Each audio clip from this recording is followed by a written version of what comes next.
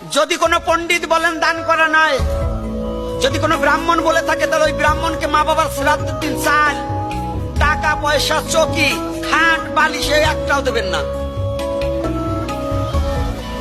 কারণ যেদিন বাবার শ্রাদ্ধ হচ্ছে ওদিন তো আমার অসহ্য রয়ে গেছে, তো ওই সময় ও দান গ্রহণ করে কি করে? যুক্তি আসুন, শাস্ত্র আসুন। 1 বছরে যদি দান না করে, তো ওইটা কি 1 বছরের মধ্যে নয়? কি দান কি 1 বছরের মধ্যে নয়? যদি কোনো পণ্ডিত বলে যে 1 বছরের মধ্যে দান করা যাবে না, ওই পণ্ডিতকে আমার কাছে ধরে আনবেন, তাহলে ওই পণ্ডিত শ্রাদ্ধ করে কোনো মাল সাবানা নিতে পারবে না, খালি হাতে বাড়ি যাবে, 1 বছর পরে এসে নেবে। কারণ দেখুন, আমি যা বলছি এগুলো হচ্ছে কুসংস্কার। আজকে দুলাল বাবুর মুখের দিকে তাকিয়ে এমন কোন ব্যক্তি থাকতে পারে, দুলাল বাবুর মা মারা গেছে, কিন্তু ওই দিন যদি দুলাল বাবু তাকে 50টা টাকা না দেয়, সে অনাহারি থাকবে।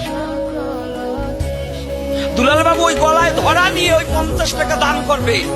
যদি ওই দুঃখী যদি দুটি হাত তুলে ভগবানের কাছে দুপুরটা চোখের জল ফেলে, যে গোবিন্দ, আজকে দুলাল বাবু আমাকে 50টা টাকা দিল, আমার বাচ্চাদের মুখে দুটো খাবার তুলে দিতে পেরেছি, তুমি কৃপা করে ওনার মাতাকে কিংবা ওনার পিতাকে যেন তোমার পদ্ম দাও। ওই হতভাগীর চোখের জলে ভেসে ভেসে যখন প্রার্থনা করবে, ভগবান অনায়াসে গোবিন্দের চরণ দুখানি দান করে তাকে তার চরণে স্থান দেবেই দেবে। এটা বিশ্বাস রাখবেন। সনাতন ধর্ম দানের ধর্ম, সনাতন ধর্ম দয়ার ধর্ম, সনাতন ধর্ম প্রেমের ধর্ম। মহাভারত পড়ে দেখুন, কত কত রাজা শুধু দান করেছে। যুধিষ্ঠির দান করেনি? ধর্মরাজ যুধিষ্ঠির দান করেনি? মুনিরা পর্যন্ত দান করেছে, রাজঋষিরা দান করেছে। আর আপনি কি বলছেন? এগুলো হলো ফালতু কথা, না দেওয়ার কথা, আপনার কৃপণতার কথা, আপনার শয়তানির কথা। এগুলোকে পরিবর্তন করুন। কি হয়েছে?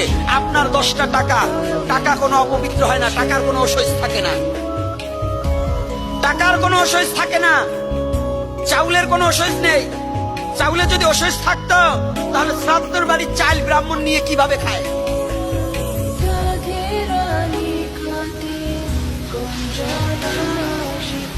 এই ফাজলামি গুলো বন্ধ করে দিতে হবে। এগুলো একেবারে সম্পূর্ণ ফাজলামি।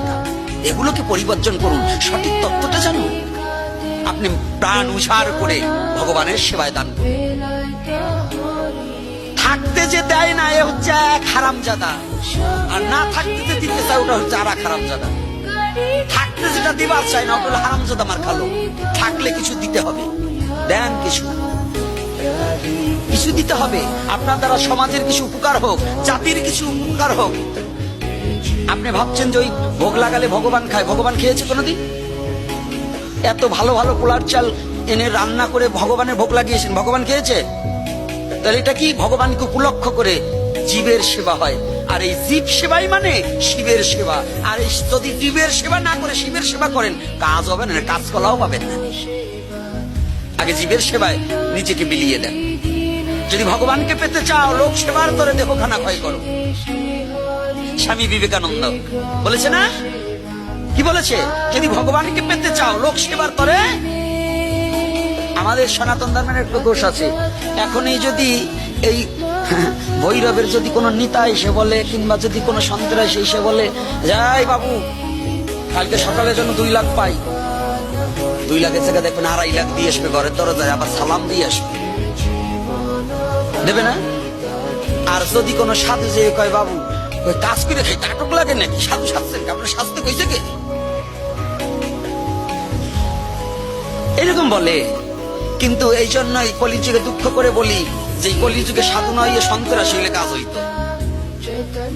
যদি আমরা সাধু না হইয়ে সন্ত্রাসী হইতাম, তাহলে আপনাকে বাইরে খাইতে পারতাম। কিন্তু সাধু হইয়ে যে পারি না, বিপদ পড়ে গেছি। এই জন্য চরণ ধরে করি মানা। কেউ এই উজু হাত দিয়ে ভগবানের সেবা থেকে বঞ্চিত হবেন। আপনার বাবা এবার মারা গেল, আপনি যে 1 বছর বেঁচে থাকবেন, এর লাভ গ্যারান্টি কার আছে বলুন তো? আছে? তাহলে আপনি ভগবানের সেবা থেকে কেন বঞ্চিত থাকলেন? কেন বঞ্চিত থাকলেন? ভগবানের সেবা দিতে হবে। আমার লাইফ 5 পয়সার গ্যারান্টি নেই, 5 সেকেন্ড আমার কোনো ভরসা নেই। আছে? তাহলে আমি কেন ভগবানের সেবা থেকে বঞ্চিত থাকবো? এই নাম যজ্ঞে আপনার 100 টাকা দিলে, আপনি 5000 টাকা দিলে এতগুলো ভক্ত সেবা হবে, এত ভগবান ভক্তের আগমন হবে, এর দ্বারা না জানি কোন শুদ্ধ ভক্তের সেবা হয়ে যাবে, তাতে আপনার জীবন ধন্য হয়ে যাবে, ধন্য হয়ে যাবে। এই অজুহাত বাদ দেন।